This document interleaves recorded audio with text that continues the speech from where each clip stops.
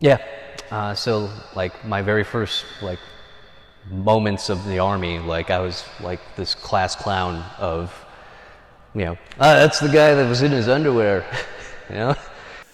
Like, I might as well bring somebody I trust. I think that was really hard to deal with for a lot of us, just because it wasn't typical suicide, to be honest. The only one I had a really close relationship with was Butcher, and he was killed in '07. I can't tell you the moment that it happened, but at some point they had become my family. When you have just such a singular, specific goal that can only be achieved by a group of people, this group of people, something weird happens, and there's like this hive mind thing that kind of comes out of it. Being 19 years old, covered in blood, and stinking of gunpowder and explosives, and like the brake fluid from the Humvee has a smell. The burning flesh has a smell. And we become that close. That close. It is that close. That's how close your people are. And so just being bored with that group of people, that you have an easy connection into this sort of like hive mind thing, produces like really strong connections. This is also a Cushman who greeted me when I pulled up to the Colorado cabin. He greeted me by putting his bare ass on the window and spreading his butt cheeks open. The Marine Corps especially is a special place because you're routinely put in situations, life or death situations, with people who constantly demonstrate that they're not going to abandon you.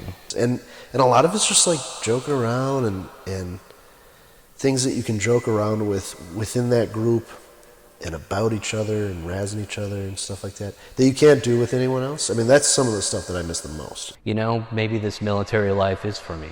Like, this is the place where I know people will always be looking out for each other. Like, we're always going to be together. Yeah, I hopefully you don't take offense to this, but like, I've always said that the military is like the gayest thing you could do without being like full-on gay. I hug my teammates every day. If I don't know if one is here, one could be here today, that we actually we serve together. He's one of my closest friends. I'm not ashamed to say that I have caught up with a lot of men. Why? Because I was cold. The things that we have in common bring us together. Adversity really brings us together.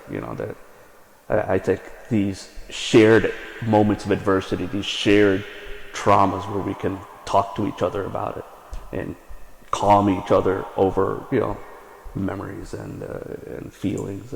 First of all, if someone was misgendered in a combat situation, I don't think anyone would give a fuck, right?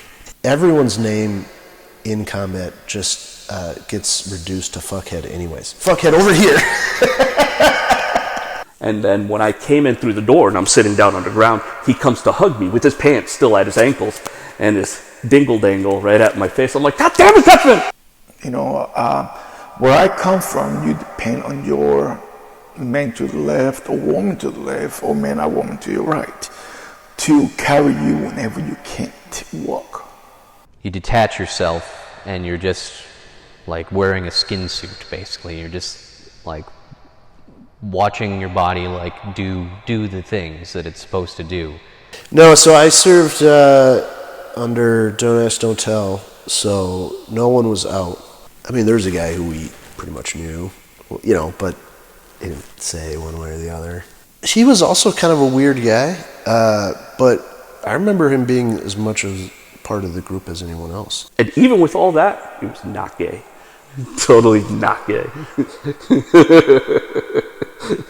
Yeah. So like my very first like moments of the army, like I was like this class clown of, that's the guy that was in his underwear, Like, I might as well bring somebody I trust. I think that was really hard to deal with for a lot of us, just because it wasn't typical suicide, to be honest. The only one I had a really close relationship with was butchered, and he was killed in '07. I can't tell you the moment.